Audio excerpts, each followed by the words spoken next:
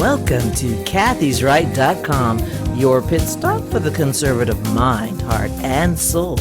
I'm Kathy. I've been told my entire life not to talk about politics or religion, or definitely not politics combined with religion.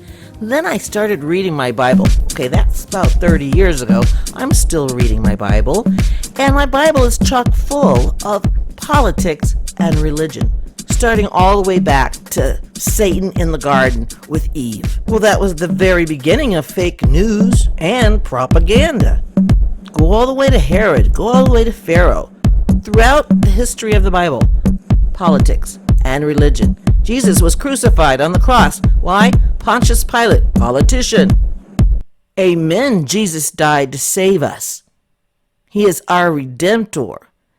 And if he hadn't died on that cross, none of us would have a shot in the dark. In fact, we would have remained in the dark to this day. It's all there, so let's talk about it. Let's be honest. Let's be real. Let's get this world back on track. Let's talk about the truth. Do not let the world fool you into thinking that there is no truth. There is. So when we talk about not talking about things, we left the door wide open for relativism. And that's where my truth is my truth, and your truth is your truth, and his truth is his truth, and therefore there's no real truth. It's all relative. Well, I say that's bogus. Because if it's good enough for the Bible to talk about it, then it's good enough for me to talk about it. Look at what David went through. David, he was a sinner, much like myself. I didn't do all the same sins, but yeah, David was a sinner. And so was everyone else in the Bible, with the exception of Jesus Christ and Mary. So when I say we need to talk about it, I really mean it. We should have been talking about it all along. This is where we are today. This is why we have this topsy-turvy, crazy, upside-down world. It's because we didn't have the guts to talk about what's between the two covers of the Bible. It's there. Sin. People having sex with people they're not supposed to have sex with. But nobody wants to talk about that. Everybody wants to keep that barn door open. I say shut it down. I say chastity. I say we have other options. We don't have to behave like animals. Since when did moral behavior become a taboo subject in this world? Let us just behave ourselves. That we can do. It is not taboo. We're made in the image of God. We have free will, but we also have to exercise something called self-control. Let's talk about it. These are all taboo subjects in today's society anyway. Got a friend here today who's not afraid to talk about it either. So today's guest, I'm welcoming Ken White, host of Southside Unicorn Show. Welcome, Ken White. Go figure, right? How are things out in California? I'm here in Texas, you're in California. We're the epicenters of the world, really. Oh, yeah. Well, you know what? I think right now in the state of California, we're a little nervous. We're anxious and on the edge of our seat because I'm not sure if you notice or not. I think everybody knows this. On the 14th of September, we have a recall election. Yes. And it's already starting to stank with that Democrat, it's too close to call, and Gavin Newsom's ahead in the polls, and certain people aren't getting their ballots. The ballots look jimmy-rigged. So, we're a little nervous out here in California right now. Understandably so. I'm really hoping for Larry Elder because I've been following him for years. Mm-hmm. Do you like Larry Elder? Do I like Larry Elder? Larry Elder is one of my unenlisted mentors. Of course, the Eldersky, is someone that I admire. He, as you and I are on the mic, he's like on the mic. You know what I'm saying? He's way up there. Right. So, of course, I'm down for Larry Elder. I'm not a fickle man. I want to put this out there as full disclosure. In the earlier process of the election, I was supporting a gentleman named Major Williams. Mm-hmm. But in my, estimation, his campaign suffered some inexplicable and almost inexcusable, blowouts. So I had to switch my allegiance, especially, and it only happened once Larry Elder threw his hat in the ring. When Larry Elder threw his hat in the ring, it was a game changer. So, I currently and will not switch endorse Larry Elder. I understand. I peg you for a very loyal person, so it's hard for you to change allegiance in anything, I would imagine. It was very difficult. Yeah, thank you for that, Kathy. It was very difficult for me. I'm one of those type of people. I mean, I may as well be from the 300, with King Leonidas and all of that. When I'm down for you, I'm down for you. When I meet people, I initially give them my love, my heart. I open myself up to them. I'll close you off. If you know how that goes. I started you off with 100 points, and only you can deduct those points. You know what I'm saying? That's how I live my life. And I still love Major Williams. Major Williams is an awesome young man, and he is an inevitable force in the political arena going forward. So things to come from him. Oh yeah, don't take your eye off that young man, because for those who thought they tripped him up, no. God put you in his path so that he could be fortified and educated on just how low down and dirty some people can be. Oh my gosh. And once you get into politics, it is low down and dirty. And dirty. That's right. So, to me, this was just a learning lesson for Major Williams. And his youth is his power, because he'll outlast, some of the obstinacy in the GOP. And I think you might agree with this, Kathy. There is an obstinacy in the GOP, sort of like King Saul. When everything indicated that King Saul should give David the crown, he resisted. He went running around trying to kill David, Yeah, I'm not so sure about you. Right. And, in the Republican Party, no different than the Democrat Party, we have people who've been around too damn long. They've been around too damn long. And what they should be doing is grooming up their predecessors, and you don't see that, They should be the mentors. They should be people putting other people in formation, preparing for a future for the Republican Party. I'm a Republican, and so I would love to say I was a libertarian. What? Whoa! I would love to say, just because I do adhere to a lot of what they say. So you down with this? Let me ask you a question, Kathy. Okay. You down with the sticky yicky? You down with the boobity pop? The purple murple? No. Okay, some Not things that. did. Okay, all right. Not that at all. No. Let's get that straight.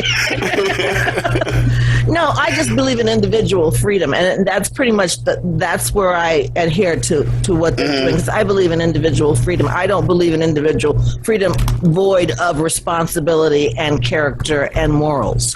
Right, rightfully so. And again, that's something I would estimate from you too. I got to get myself comfortable, because you and me gonna be here a while. Okay. There we go. Yeah, that sounds like the Kathy I know, because Kathy's always right.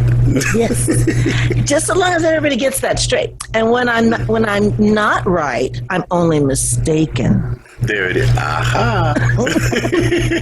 But you know what? The Democrats aren't the only ones who play fast and loose with words. I've learned that I'm going to have to learn to do that to play this game, because you notice on television they never say the word lie. They say, "Oh, what he said was inaccurate," or it was, I'm sure he didn't mean to say it.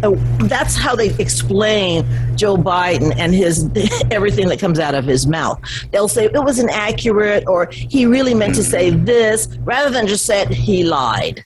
Exactly. But when Trump was in office, boy, they didn't hesitate to say he lied. Oh man, he lied the minute he woke up. Be like, did he wake up? Anybody hear him moving around? He lied. He lied. Yeah, you're right. That was no kidding. I mean, everything he said. I really liked Trump. That was, in fact, and I will go so far as to say that he is the best president in my lifetime.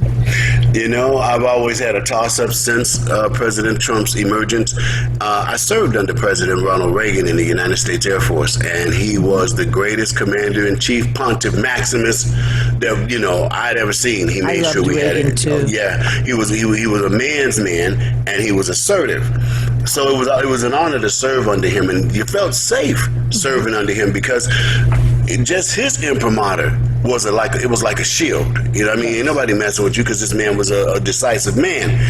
But then along comes President Donald J. Trump. And you know what I'm saying. This man, that's one bad white boy. Let me tell you. Yeah. And I was down with him before he came down the escalator. Now it's a toss-up to me. Is President Trump the greatest president, the GOAT, right? Yes. Or is Ronald Reagan the GOAT, You know, it will go down in history as a toss-up, I bet. It depends on if he gets reelected. That is a whole nother... That's a whole nother can of worms right there. Yes. Watch this. It's going to sound cray-cray, but it's just my opinion, Kathy.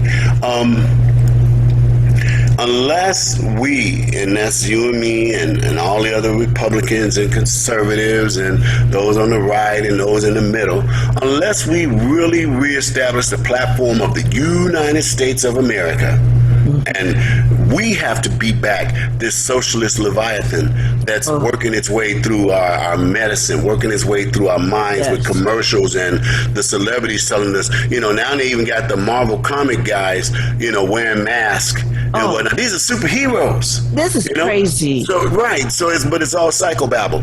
Yes. But what I'm trying to say is, unless we lay a new platform where all of their shenanigans and nonsense is not in power, it's going to be very difficult for President Trump to win in 2024. But if we do that, he'll sell in. Yes. Like, for example, I meant to talk to you about that. You're in Texas, right? Right. Watch this. Your people in Texas, the Attorney General and all of that, them people ain't playing. Woo! I heard you guys got 600 people under arrest and currently set for prosecution for voter fraud. Good job. That's good. And also we just passed a bunch of laws. September 1st took effect, the heartbeat law for unborn babies. I don't know how much they'll be able to enforce it, but it's a start.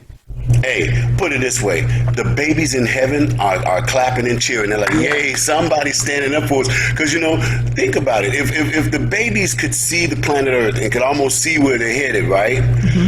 Could you imagine them, okay, watch this. Say they're in a waiting room. And their name comes up on a screen. It says, you are now Johnny Watson. Johnny Watson, you'll live in Kentucky. You'll be raised by, so-and-so, boo-boo-boo, right? You'll go on to become a doctor. And then so everybody in the room is clapping for them. They're like, go, Johnny, because Johnny's on his way to Earth, right? Right. Can you imagine he's getting ready to go through the doors, and then all of a sudden it goes, warning, do not enter, do not enter. Your body has been destroyed. You see what I'm saying? So what you got, I'm sorry about that, Kathy. I'm just good with my little metaphors, right? Oh, I know. It's just, that's one of the reasons. I have a good friend who does sidewalk counseling, and she says, you should come, Kathy. I'm like, I could never do it. I'd just sit there and cry the whole time. I'd be like, but I said I love to say, you guys did a great job with that. And the babies in heaven, they're clapping and applauding for you all because you did something. You see what I'm saying? Like you said it may not work, but you did something to say, this is redunculous. Yes. Well, girl, I met this dude and it was a really bad, I don't think I want to keep this baby. I know. You had choices. We always had choices, and the choices. There's no longer this. It was rape or incest. No, this is a convenience. It's like for these people, life and death of another human being. They're treating it like a convenience store. The Planned Parenthood, and someone said it. I think it was Mike Huckabee said it this morning. It's going to come down to whether or not the personhood of a baby is understood to be a person, because then they're protected by the Constitution as a person. Right. And that's what we need to get, because I heard it said by a real live African in Chicago when I was growing up, and he used to always hit us with these proverbs. This dude was he was like from Africa, and he said that children come here through you, not for you. And we have to, and it's more so for the woman than the man, right? They have to understand, once that life begins, have you ever heard about the spark of life, Kathy? Yeah, isn't it beautiful? Yeah. It's at the moment of conception when the sperm fertilizes the egg. They can do it under the electron microscope now. Yeah. And for just a moment, there's this flash of lightning. The minute that egg is fertilized, they call it the flash of life. Once that flash of life begins, it would be humane to allow it to continue on to its natural process. Yes. And the thing is, we have to acknowledge that it's because of our moral depravity in this country and around the world that they even think this is okay. It's because they don't want to face the fact that we have become so immoral. And so, what happened to not having intercourse? We all know what makes babies. We all know. They teach it in second grade now, so we know how babies are made. So we know exactly how they get here. So stop doing that. How about get married? I know it sounds like the cow is out of the barn, but that is the only way to really solve this problem. Watch this. Do you listen to Dennis Prager at all? Yes. Okay, I listen to him too sometimes. I actually, his different stories, man and woman hour and all that kind of stuff. I love his show. Yeah. But I think it was about 4 days ago, this man misspoke in a big way. And what I mean by misspoke in a big way, Kathy, he said that if you are a person who's had children out of wedlock, then you're a loser. Oh. He said that, and that broke my heart. And what I mean by that breaks my heart too, because we're all human and fallible, and we have to understand. Oh gosh, that tells somebody that maybe they're not going to go to heaven because they committed a sin. Because Dennis Prager said so. Okay. So and I ain't knocking him, man. I still like him. I hope to meet him one day. Go to heaven because basically we all gonna sin. We make mistakes. We have what I'm talking about is self-control. Right. That's what I'm talking about. But and that's why I had to put that in there real quick. Yeah, we can't dismiss people because they committed a sin. I mean, for instance, I was told by a now friend of mine, but I first met him as a new priest at our old church. Because I didn't want him to see some movies that he was renting at the Blockbuster. This was years ago. I'm like, you can't. Well, you said Blockbuster. Yes, definitely years ago. Yes, I'm like, I said, no, you can't watch that. It's got too many curse words in it. And no, you can't watch that, Father, because it's got sex in it. You can't watch all these things. And he's like, Kathy, people watch movies where bodies are blown up and mutilated, and that's okay. But as soon as you watch something with sex in it, it's a heinous sin. It's all the same. It's all sin. It doesn't make one worse than the other. It's just, they're all sin. It just is. Yeah. So you have to, but the thing is, what my point was, I don't, because I personally, I wasn't as pure as the driven snow when I walked down the aisle.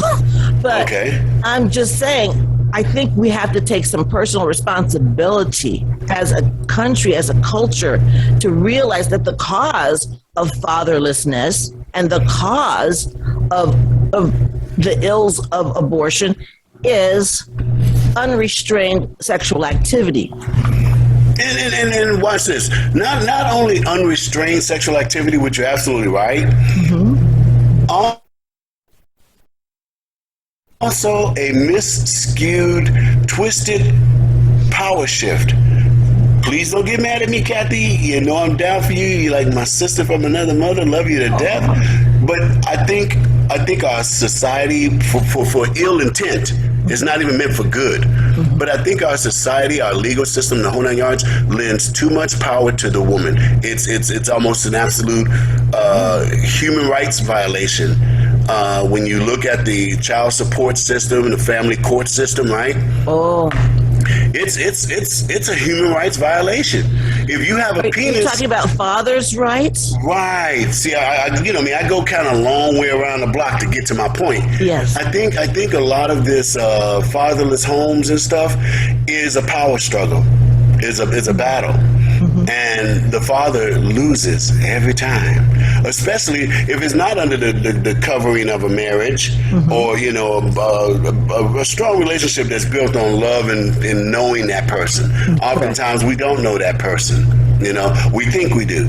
Yeah. And we're dealing with a superficial, belief. So make a long story short, I believe that also, part of what's messing with the family dynamic, some fathers can't get up in there, open the door and let them in. You know what I mean? can't get in. Parental alienation is real. While some people look at you, you know what I'm saying? Yes, it's very real. I'm very blessed. My son, he's a single father, and I'm very proud of him. He has custody of his daughter, and she's awesome. And she has some problems, and we're all helping, and she's blossoming and growing. And while I would have wished that all of my children would have adhered to what I taught them, like save it for marriage. I know reality is they probably not. That cow's out of the barn. So I'm not going to say anything personal about my children's lives. I'm just saying I don't expect it nowadays. But I'm just thinking, shouldn't we at least try? Well, you have to know that that's what's going on, because I mean, watch this. I was raised in a house where my mama went to church. I didn't even know the church was open that many days a week.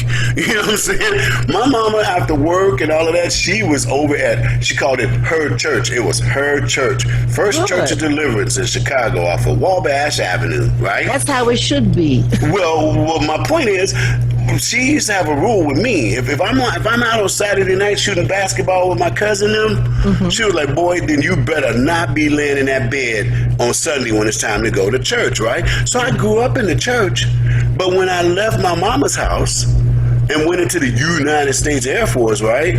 I lost my damn mind. You know what I mean? My son was in the Air Force. My son was in the Air Force. I understand. He went to Korea and Okinawa. And okay. Yes. There's a theme going on there, Kathy. You know what I mean? Brother leave mama and join the Air Force, and things get kind of interesting, right? Well, it happens in colleges too. I remember my first year at UT. I remember most of the girls couldn't wait to lose their virginity. What? That was a thing. They was trying to. That was a thing. What was the name of that school again?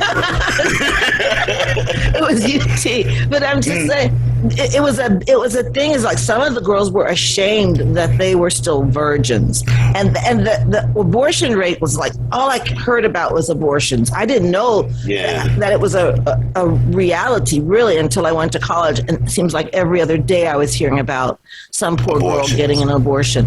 And it's I wasn't shocked back then, because back then I was pro-choice. I really was. And see, look at that. There was a time in your life you was like, hey, why are these people in front of this building? Get your butts out of the way of this building, right? I didn't know. I really didn't know. And once I knew, everything changed. But I didn't know how a baby was formed in the body. They didn't tell us that in that 5th grade class. They didn't tell us about the heartbeat. They didn't tell us about they rather show you how to dissect a frog, but they don't really get down on what's relevant to human nature and human life. I didn't have a concept of it, and I remember. I'm so glad I never had to go through that. But when I had my first pregnancy, I lost my first baby. That brought it home to me. That was a human being. That was my child. It wasn't just a hope and a dream in my head. Was it a live birth, or did something happen during the gestation? It happened during the gestation. I'm sorry to hear that, yeah. Yeah, but most women I know have had at least one like that. And so that was sad. I found out when I went through it, my mother said, oh yeah, I lost one in between you and your sister, Wow. It's very common, but it's not ever good or ever fun. And at that because point, to you, that's still your child, and that's still a mourning that you have to go through. And I had no body to bury. I didn't have, so I had a mass said for my baby. I gave him a name. I don't know if it was a boy, but it was a human being, and it was my child's, my own flesh and blood. Yeah. So to me, that's when it's really like hit me in the face what abortion was. Yeah. It's, oh my gosh, you would do that to your own child? I would have done anything to protect my child. Well, watch this, Kathy. Trip on this. In Chicago back in the 70s and 80s, right? We were like Romeo and Juliet times, in Shakespeare, where most people don't realize that, but Romeo was like 14 and Juliet was like 13, We were like little grown people. in Chicago because our parents were doing what they had to do to put some food on the table. So most of us in our neighborhood, the younger folk, right, we all just banded together and we were friends. The bad kids, we let them hang with themselves, and the sort of good kids hung with themselves, right? And so here we go. Let me just share this experience with our audiences. I'm 14 years old, right? I got a girlfriend, one of the finest girls in Chicago. She was pretty. Hey, you know what? Honestly, she kind of reminds me of you. She is fine. And so she comes to me one day and says, Kenny, we all talked about it. Your mother works the longest. You have the house to yourself. There ain't nobody else there but you. We need to all cut class in a couple days, and we're going to hang out at your house till about 5 or 6 o'clock in the afternoon. Is that okay? And because it's my girlfriend, this pressure too. Yeah, but watch this. Because it's my girlfriend, I know her. She was very stoic. She was very serious, right? I'm like, okay, we can do this, right? Now, me and my cousins, I just told them we having like a class cutting party or something, right? Wrong, Kathy. Watch this. All the girls that we knew, they come into my house. Now, my cousin and them are already sitting on the couch, chopping up their little weed, getting the seeds out of it, because, back then it was real weed, so if you got a seed in your face, I never smoked it in my life, y'all, true disclaimer, but, my cousin and them smoked weed, so, I won't mention names. My two best friends and my cousin are sitting on the couch, and these are dudes, and they just chopping up their weed, getting ready to smoke it, because we're going to be there the whole day. Now, the girls come into my house, and one of them, I know her, I'll use her nickname, because that was really her nickname. Her nickname was Tweety. They bring Tweety into my house. Tweety's holding her stomach. She's crying, and she's a little slumped over. And my girlfriend said, Kenny, I'm going to take her to your bed and let her lay down, okay? And again, she was in such a stoic mode that all I can say is, okay. I knew something was good. You know what I'm saying? I'm a guy. At 14, you're going to say, okay. Okay, right? So they laid Tweety down in my bed and put blankets over, and some of the girls were patting her on the back and all this. Now, us dudes, we're like, what the hell is going on, man? I mean, I thought we was having a party, This wasn't no party. It was too somber for a party. And so, I finally pulled my girlfriend into the kitchen. I'm like, what in the world is going on? What are you doing, right? She's like, Kenny, Tweety just had an abortion. Oh. At age 14, here we all are covering up for her and letting her, get herself right so she could go home. Her mom knew nothing about it. You see what I'm saying? So I've seen the abortion. How was she able to get I don't know what the laws were about. Watch this. You using the wrong word, Kathy, for the city of Chicago. You use the word laws. Oh. Are you feeling me? Yeah. You can do a lot of stuff in Chicago. You can get a lot of stuff done in Chicago. And if you try to use the word, is it lawful? Somebody might laugh. Be like, lawful? I'm going to get this done, And so, she found a way. And I said all of that to say this. I have been around, involved with the abortion idea on many levels. I mean, that's so that, our audiences can get the depth of what we're talking about. Yeah. I've been involved almost like an alpha omega situation when it comes to the abortion concept. Right. But now, like we were saying, as we evolve, as we learn more, as we understand more, oh no. Yeah. I put it this way. I say it this way. Defend life. Always defend life because somebody did for you. And that's where I'm at with it anymore. But I mean, if you saw me at 14, 17, 19, 23, even 30.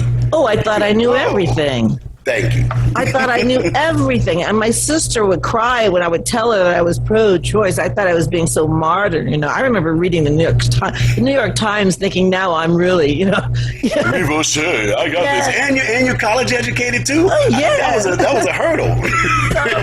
And my sister would cry, literal tears, because it broke her heart because she's so anti-abortion. And I'm way anti-abortion. But I think it's because now that now that we have ultrasound, now that we know better, we should do better. And those things don't apply anymore. We can see the baby. We could see the baby. And they don't even show the baby to the women that go in for these abortions. They won't let them see the ultrasound. Yeah, I'm aware of that. And watch this. You know what I got from that, Kathy? That they won't let them look at the ultrasound. They won't let them look at the baby, right? Mm-hmm. I akin that to this one truth. Go to Las Vegas. Go inside a casino, and I challenge you to find a clock. Do you see what I'm saying? Because if you could see the clock, you'd be like, oh, I've been in here way too long. I gotta go. They want you to stay in a casino, so there are no clocks in a casino, right? Right. They don't want these young ladies seeing their child, because once they can associate, you know what I'm saying? Exactly. It's Once going to be they more see the reality of it, then your mind has to change.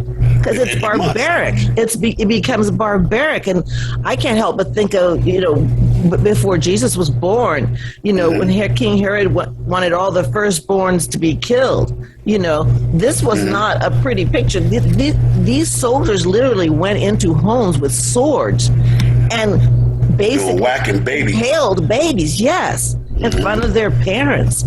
So this is that barbaric. It's just under cloaked windows and doors and no ultrasound.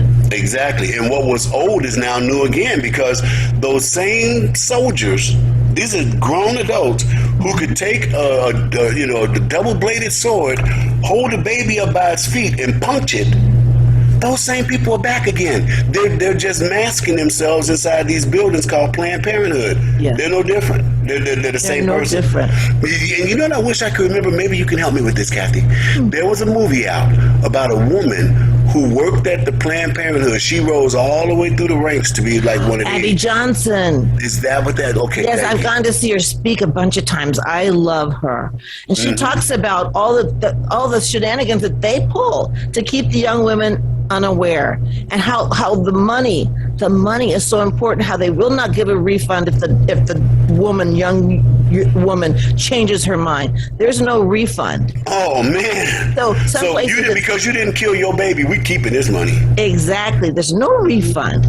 I learned a lot. I'm going to have my friend Jackie on the show. She's been doing this for years, and that's how I met Abby Johnson. It was through my friend Jackie. She's been in pro-life fight for years. I always march with her when we have our marches here in Texas, and I remember, at this one march, there were so many policemen protecting us at the march, because the anti-life people were. If you saw how vulgar they were. I call them the necromancers. Yes, the necromancers. They look demonic. I mean, they have.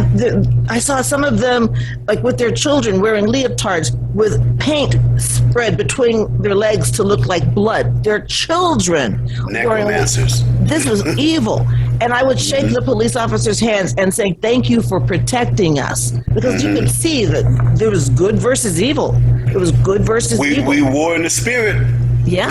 The powers, the principalities and whatnot, this is where I always get kind of tricked up on it, Kathy. We do war in the spirit, and you did see some demonic, I call them meat puppets for demons, right?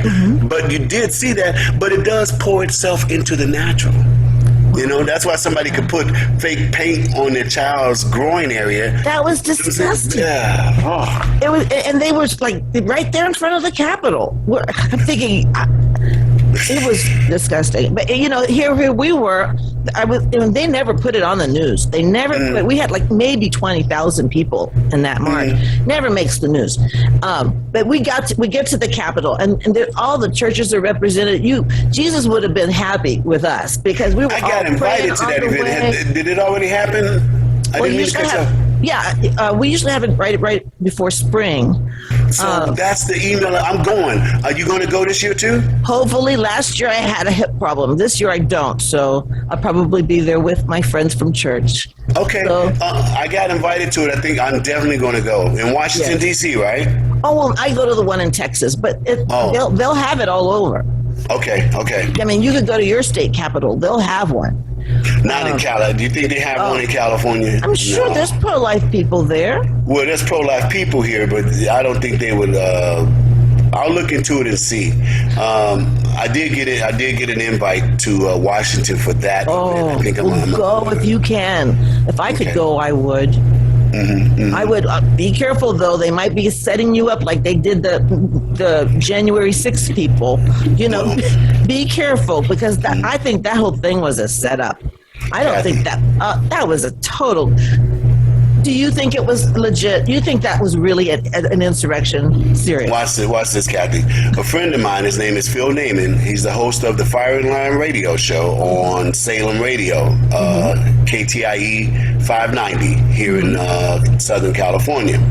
He invited me on his show on the 4th of January, which would be 2 days before the event. Okay. And he asked me my opinion about the impending rally. These are my exact words, Kathy. I don't think we should go. It's a setup on a galactic scale. The Democrats are going to pervert it to serve a speaking narrative for them.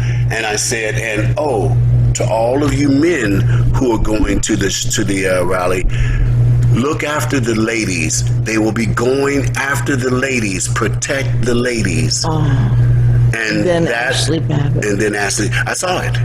You know what I mean? And I tried to warn. It's a setup. There was never an insurrection, because here comes the part that the devil is doing to us, Kathy. They have us believing that it is wrong for you to defend yourself. The craziest thing in the world is, and it was in the movie Saving Private Ryan, right? An American soldier was in the blown up buildings and whatnot, and a German was in there, and that German convinced him to be quiet while he killed him. He just kind of put his hand over his mouth and said, "It's okay, you're dying, just be quiet," right? And the man never yelled out so that his brothers could hear that something was wrong. He literally laid there and let this guy kill him, right? Kathy, that's what we're doing. The left has our minds so screwed up that that was an insurrection. It was evil. It was that not was liberty working its way out, because the Constitution tells us that if our government leaders cannot be trusted, if the electoral process cannot be trusted, if they're acting like despots, you have the authority and the blessing of God in your Constitution to fix that. Yes. But not anymore. Now those who would dare stand up for America are insurrectionists. You talk about a 180 flip. That was disgusting. I'm disgusted every time they say that. The January 6th, as though I'm thinking, I watched it. I saw police officers, or Capitol Police, open the doors. If that was an insurrection, why were they opening the doors? That didn't make any sense. That didn't go with the narrative, but it's just like what we were used to. We were used to what was it last summer? Them telling us this is not a riot. This is a peaceful protest. Yeah, this is a peaceful protest, right? And the fire was right behind them. And now you have tapped right into what I'm trying to say. We're looking at fires, people dying, and the media standing there going, "There's nothing to see here. Everything is okay here." But then they go to Washington, D.C. These people are trying to take over the White House. So it's up to us, and you have it. See, you have that power of discernment in you, that spiritual power of discernment. It's up to us to say, talk to the hand, man. Yes. Talk to the hand. That's what time it is. You see a leftist, an Antifa, a media person that's talking that pablum and that junk, talk to the hand, bruh. I ain't even trying to hear you. And if y'all don't stop, guess what? We got to do something with you. America is paralyzed. We're mentally and emotionally paralyzed when this is not the time for that. We're not deers in headlights. We're human beings. And we're stronger than we look. Think about it. We are more numerous than we look. Stronger than we know. Yes, because I say this on every show because I want people to remember this. We still outnumber these communists. We still outnumber them by far. They make themselves look bigger than they really are because they control the media and they control the universities, but they are not that big. They're part of the illusion. Spineless little weasel, little bitty demons. They are takeable. They are takeable, and we are strong enough and capable. Right. When you use the word takeable, Kathy, that takes on many different meanings, many incarnations, many translations. What do you mean takeable? Are you talking about violence? I'm talking about we will overcome them because they are outnumbered. Think about it. They're trying to come to Texas and tell us we can't have our guns. We just passed a law saying now we can, because if you're going to open our borders and let anybody come in, and then you defund the police in Austin here, I had a former police officer on my show. They defunded the police. Now we don't have Austin motorcycles anymore. The response time has increased, which could cost a lot of lives. Wow. So yeah, it's going to be the wild, wild west. That's what they wanted. That's what they're going to get. But I tell you, we will defend ourselves.